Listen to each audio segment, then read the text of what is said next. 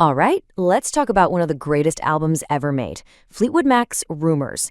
You know the songs, right? It's just this shimmering, perfect pop masterpiece. It sold, over 45 million copies? Insane! But here's the crazy part. It was born from a level of personal chaos and heartbreak that would have absolutely destroyed any other band. And that really is the central mystery here, isn't it? How do you create a masterpiece when you can't even stand to be in the same room as your bandmates? I mean, how did five people, right in the middle of a total emotional meltdown, manage to create one of the most beloved albums of all time? Well, to figure that out, we've got to go back to the beginning of the end. So picture this. It's 1976. The scene is the Record Plant Studio in Sausalito, California. Now, this place was supposed to be a creative haven, but for Fleetwood Mac, it became a total pressure cooker. We're talking a full-blown rock and roll soap opera where literally every single relationship was falling apart at the exact same time.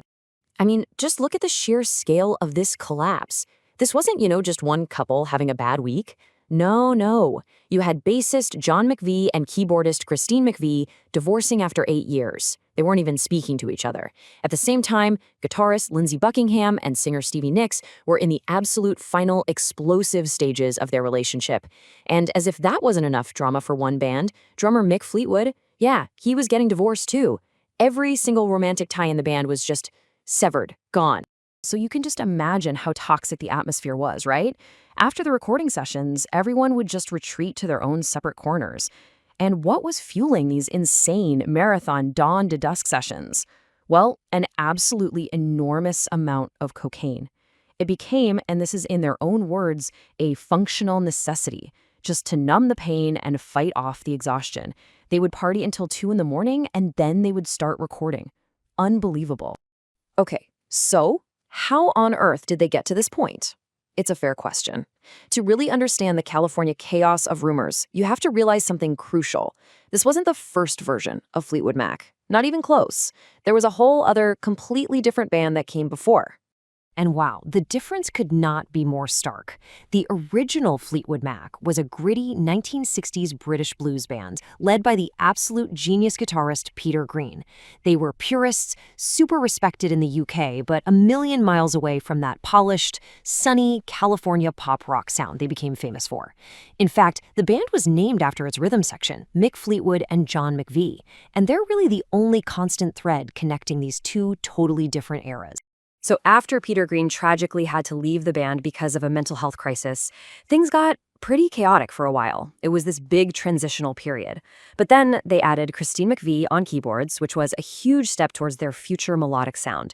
And then this American guitarist named Bob Welch joined. And he was really the guy, the catalyst, who started pushing them towards that smoother California vibe. He's the one who eventually convinced the whole band to pack up and move to LA in '74. And this is where the story gets really wild.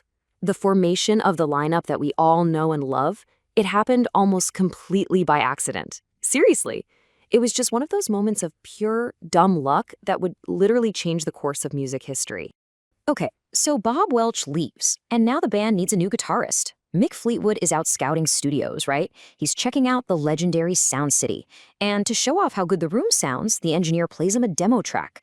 The song is called Frozen Love, and it's by this unknown local duo, Buckingham Nicks. Well, Fleetwood hears the guitar playing and is just completely blown away. He immediately decides he has to hire this guy, Lindsey Buckingham. Mind you, he never even met him.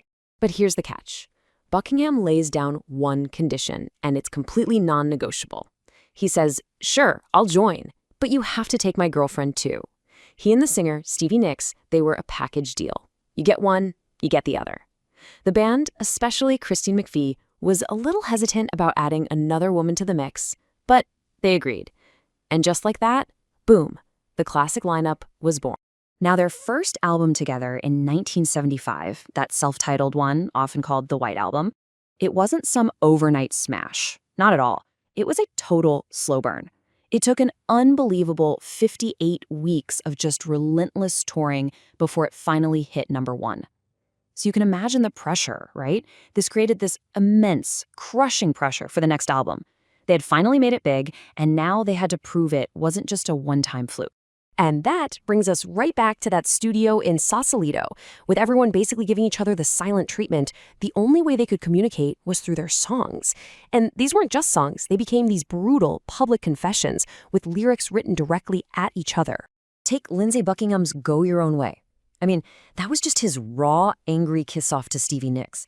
And that one line, "Shocking up is all you want to do," she always said that was completely unfair. Can you even imagine the tension in that studio? She had to sing backup vocals night after night on the very song that was publicly calling her out. And Stevie's response? Well, that was Dreams. It was more ethereal, kind of haunting, but it was no less direct. She apparently wrote it in something like 10 minutes, and that simple, cutting line, "Players only love you when they're playing," was aimed right back at Lindsey. It was a literal, direct lyrical duel between two ex-lovers playing out for the whole world to hear. And believe me, the drama was not just limited to Lindsey and Stevie. Oh no. Christine McVie wrote that incredibly upbeat track You Make Loving Fun, right? Well, it's about her new boyfriend, who just happened to be the band's lighting director. But to avoid a massive fight in the studio with her ex-husband, the bassist John McVie, she told him the song was about her dog. Her dog. So there he is, playing this beautiful melodic bass line on a song that's secretly celebrating his ex-wife's new romance. Ouch. And this all brings us to maybe the ultimate irony of the entire album. Their great anthem of Unity, The Chain, is the only song credited to all 5 members, and yet it was literally stitched together from spare parts. It started with an old keyboard demo from Christine that got fused with a separate instrumental piece from Lindsey, and it was all anchored by that legendary menacing bass line from John McVie that comes in at the end. It became this defiant statement that even though they were breaking apart as people, their musical chain, well, that was unbreakable. So when the album was finally released in February 1977, the result was just monumental. The band had somehow taken all of that pain, all that anger, all that betrayal, and transformed it into pure pop gold. It was truly the alchemy of chaos. And the success was just staggering. We're talking over 45 million copies sold worldwide. Let that sink in. 45 million. That puts it right up there as one of the best-selling, most enduring albums in the entire history of music. Period. And it wasn't a slow burn this time. Oh no.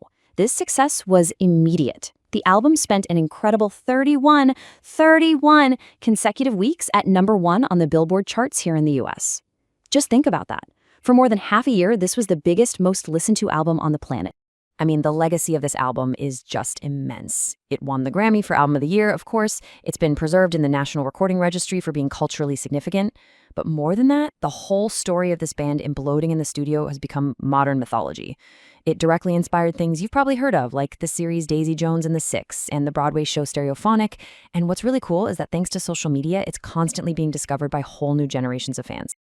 And in the end, that's really what Rumours is all about. It represents the ultimate alchemy of chaos. It is the sound of 5 ridiculously talented people using their professional discipline to take a private emotional hurricane and turn it into timeless, perfect public art. And so the album leaves us with one final, kind of haunting question, doesn't it? They created a masterpiece that will literally live forever, but it was forged in so much pain and personal sacrifice. It really makes you wonder, is great art worth the human cost? That's the question Rumours will be asking us, I think, for generations to come.